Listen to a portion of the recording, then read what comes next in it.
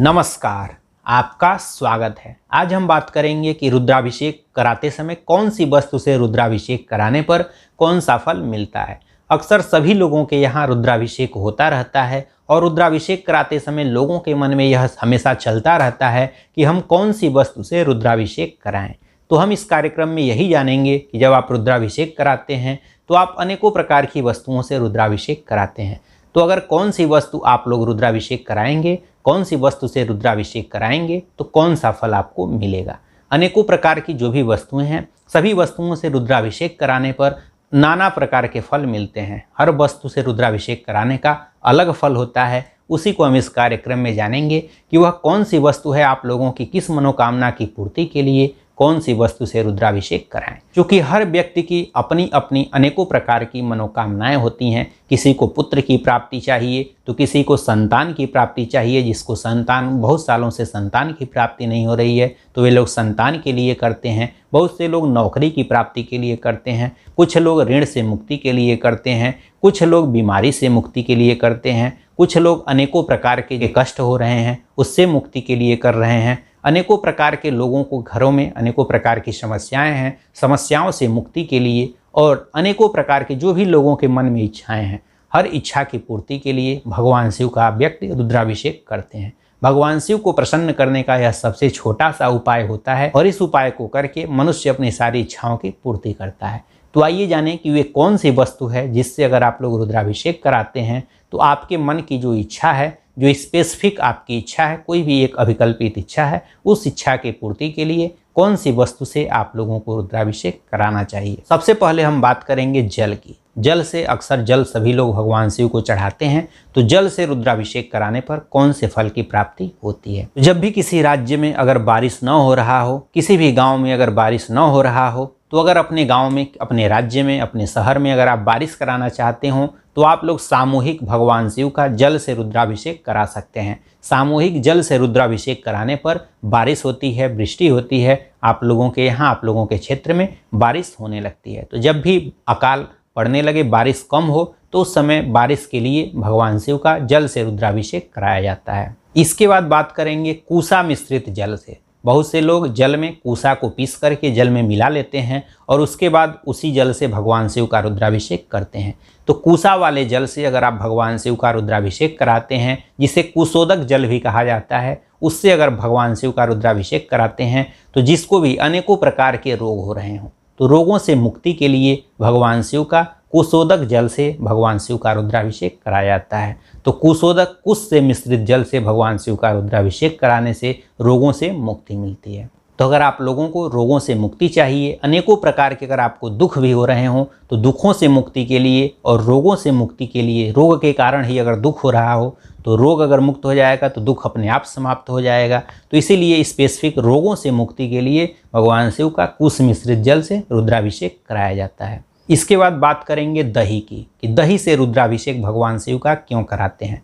अक्सर बहुत से लोगों के मन में इच्छा होती है कि हम अपना घर बनवा लें, लेकिन घर बन नहीं पाता है। लोगों के बहुत प्रयास करने के बाद भी घर उनका जल्दी बन नहीं पाता है। तो आप लोग अगर चाहते हैं कि आपका घर जल्दी बन जाए तो दही से आप लोगों को रुद्राभिषेक कराना चाहिए। या फिर बहुत से लोगों को वाहन खरीदने की इच्छा होती है और उनके चाहते हुए भी जल्दी से उनका वाहन नहीं खरीद पाते हैं, तो वाहन की भी प्राप्ति के लिए भगवान शिव का रुद्राभिषेक दही से करना चाहिए। तो वाहन की प्राप्ति के लिए और घर की प्राप्ति के लिए, इन दोनों ही प्राप्ति के लिए भगवान शिव का दही से रुद्राभिषेक होता है। इसके अलावा बहुत से लोग, जो लोग भी पशुओं का अगर व्यवसाय करते हैं, पशुओं में वृद्धि चाहते हैं, पशुओं के द्वारा लाभ चाहते हैं, तो पशुओं की प्राप्ति के लिए भी भगवान शिव का दही से रुद्राभिषेक किया जाता है। तो दही से रुद्राभिषेक कराने पर पशुओं की संख्या में वृद्धि होती है, पशुओं की प्राप्ति होती है। कोई भी जानवर है उसकी वृद्धि होगी और साथ ही साथ वाहन की प्राप्ति होगी। वाहन की आपकी इच्छा है तो वह आपकी इच्छा पूर्ति होगी, और आपकी अगर घर की इच्छा है तो घर बनवाने की इच्छा पूर्ति होती है। तो वाहन, घर, गाड़ी और पशुओं की प्राप्ति के लिए दही से भगवान शिव का रुद्राभिषेक किया जाता है। इसके बाद बात करेंगे गन्ने के रस की। गन्ने के रस से भगवान शिव का रुद्राभिषेक क्यों किया जाता है। तो अगर आप लोग अपने भाग्य में वृद्धि चाहते हैं कि आपका भाग्य काम करे, क्योंकि बहुत से लोगों का भाग्य उनका साथ नहीं देता, काम उनका अक्सर होते होते पूरा 99% तक काम हो जाएगा, लेकिन 1% की वजह से उनका काम रुक जाएगा। तो ऐसे लोगों का भाग्य सपोर्ट नहीं करता है, लास्ट में भाग्य साथ छोड़ देता है। तो अगर भाग्य की आप लोग सहमति चाहते हैं कि भाग्य आपका साथ दे, तो आप लोग भगवान शिव का गन्ने के रस से रुद्राभिषेक कर सकते हैं। इसके अलावा लक्ष्मी की प्राप्ति के लिए भी भगवान शिव का रुद्राभिषेक गन्ने के रस से किया जाए। जब आपका काम पूरा जब 100% हो जाएगा तो लक्ष्मी की प्राप्ति अपने आप होने लगेगी। तो काम पूरा करने के लिए भाग्य का साथ होना चाहिए, और साथ ही लक्ष्मी की प्राप्ति के लिए और प्रसन्नता के लिए भगवान शिव का गन्ने के रस से रुद्राभिषेक किया जाता है। तो जब आपका काम पूरा होगा तो लक्ष्मी की प्राप्ति अपने आप होगी, और जब लक्ष्मी की प्राप्ति होगी तो आपको प्रसन्नता जरूर मिलेगी, क्योंकि आपका काम भी हो जाएगा और पैसा भी मिल जाएगा। तो इसलिए आपको प्रसन्नता जरूर मिलेगी। तो लक्ष्मी की प्राप्ति के लिए, आपके भाग्य का साथ देने के लिए और प्रसन्नता की प्राप्ति के लिए गन्ने के रस से भगवान शिव का रुद्राभिषेक किया जाता है। इसके बाद बात करेंगे तीर्थों के जल से या फिर गंगा जल से। बहुत से लोग तीर्थों से, अनेकों प्रकार के तीर्थों से जल लेकर के आते हैं और उससे भगवान शिव का रुद्राभिषेक करते हैं, या गंगा का जल लेकर के आते हैं, उससे भगवान शिव का रुद्राभिषेक करते हैं। तो गंगा के जल से या तीर्थों के जल से अगर आप रुद्राभिषेक कराते हैं तो उससे मोक्ष की प्राप्ति होती है। जब लोगों की सारी इच्छाओं की पूर्ति हो जाती है तो अंत में व्यक्ति के जो अंत समय होता है उसमें व्यक्ति की इच्छा होती है कि उसे मोक्ष की प्राप्ति हो। तो मोक्ष की प्राप्ति के लिए तीर्थों के जल से या गंगा जल से भगवान शिव का रुद्राभिषेक होता है।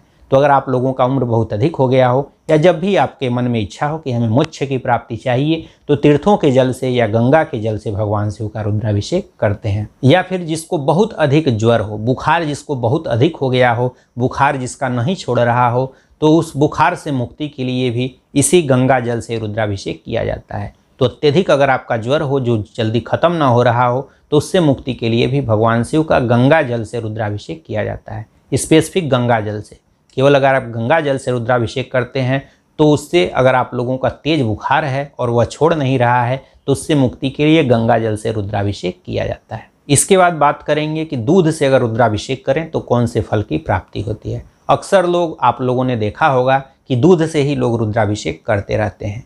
तो दूध से रुद्राभिषेक कराने पर कौन से फल की प्राप्ति होती है। तो जिन लोगों का भी संतान न हो तो पुत्र की प्राप्ति, या पुत्र न हो तो पुत्र की प्राप्ति की इच्छा से भी दूध से रुद्राभिषेक किया जाता है। तो अगर आपके पुत्र न हो तो पुत्र प्राप्ति की इच्छा से भी दूध से रुद्राभिषेक कर सकते हैं, या संतान प्राप्ति की इच्छा से भी दूध का रुद्राभिषेक किया जाता है।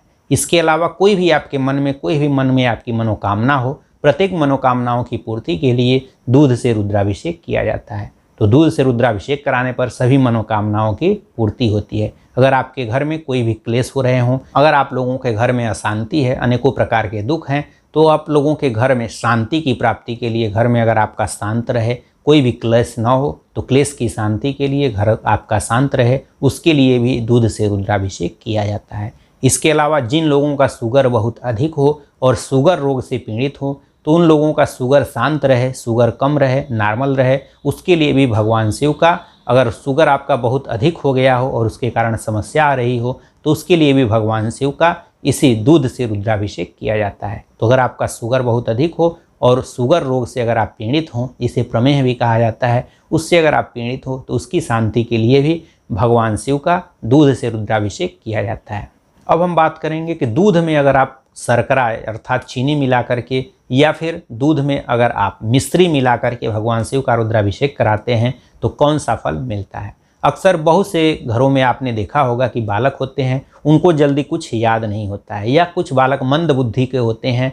तो जिनकी बुद्धि कम हो, या फिर जिन लोग चाहते हैं कि हमारी बुद्धि और तेज हो जाए, तो बुद्धि, अधिक बुद्धि के लिए, बुद्धि की प्राप्ति के लिए, या जो मंद बुद्धि के हैं उनकी सद्बुद्धि, या लोग, बहुत से लोग कुमार्ग पर चले जाते हैं, उनकी बुद्धि भ्रष्ट हो जाती है, तो सद्बुद्धि की प्राप्ति के लिए जो दूध होता है, दूध में मिश्री या कोई भी शर्करा मिला करके आप भगवान शिव का रुद्राभिषेक करें। तो शर्करा मिश्रित दूध से अगर आप भगवान शिव का रुद्राभिषेक कराते हैं तो सद्बुद्धि की प्राप्ति होती है। जिसकी बुद्धि कम होती है उसको भी बुद्धि की प्राप्ति होती है। जो भी मंद बुद्धि के बालक हों या कमज़ोर बुद्धि के बालक हों, उन लोगों को भी भगवान शिव का दूध से रुद्राभिषेक, वो दूध में शर्करा मिला करके रुद्राभिषेक करना चाहिए। या जो लोग भी पढ़ाई करते हों, पढ़ाई में बुद्धि की अधिक जरूरत पड़ेगी, या सरकारी नौकरी की तैयारी करते हैं, उन लोगों को भी दूध में शर्करा मिश्रित दूध से अभिषेक करना चाहिए। उससे अभिषेक करने से तेज बुद्धि प्राप्त होती है। तो जिनकी भी सद्बुद्धि की प्राप्ति की चाहत हो वे लोग शर्करा मिश्रित दूध से भगवान शिव का रुद्राभिषेक कर सकते हैं।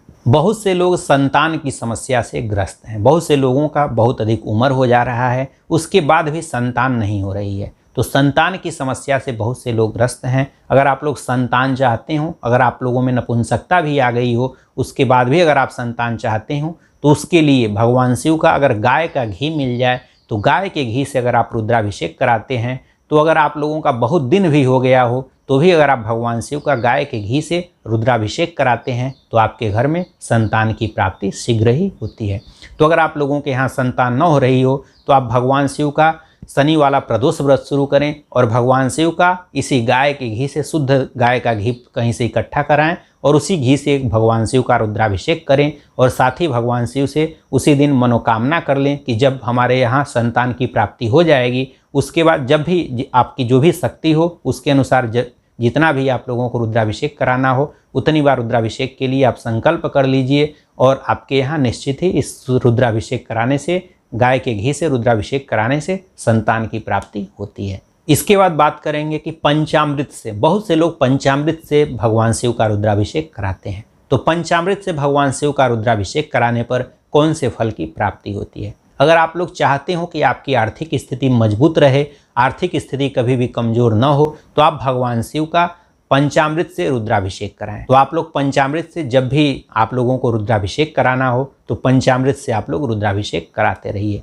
अगर आप पंचामृत से रुद्राभिषेक कराते हैं तो आपकी आर्थिक स्थिति हमेशा मजबूत रहती है। तो पैसे की प्राप्ति के लिए, अधिक धन की प्राप्ति के लिए भगवान शिव का पंचामृत से रुद्राभिषेक किया जाता है। आइए जाने कि शुद्ध शहद से रुद्राभिषेक कराने पर कौन से फल की प्राप्ति होती है। तो जिन लोगों को भी कोई खतरनाक बीमारी हो, लाइलाज बीमारी हो, तो लाइलाज बीमारी के निदान हेतु या कोई भी बड़ी बीमारी हो जिसका उपाय आप लोगों को लगता हो कि हाँ यह बहुत बड़ी बीमारी हो गई है, तो उसके उपाय के लिए आप लोग शुद्ध शहद की व्यवस्था करिए और उससे आप लोग भगवान शिव का रुद्राभिषेक करिए। शुद्ध शहद से भगवान शिव का रुद्राभिषेक करने से लोगों के पाप कम होते हैं, लोगों के पाप नष्ट होते हैं, जिसके कारण से उसकी जो भी बीमारी हुआ होगा वह बीमारी जल्दी ही ठीक हो जाती है। इसलिए शुद्ध शहद से रुद्राभिषेक कराने पर पाप कटते हैं। पापों से जो भी आपके पाप होंगे, पापों का क्षय होगा, जिससे कि आपकी बीमारी जल्दी से ठीक होती है। तो कोई भी भारी बीमारी हो, भारी बीमारी से मुक्ति के लिए आप भगवान शिव का शुद्ध शहद से रुद्राभिषेक कर सकते हैं।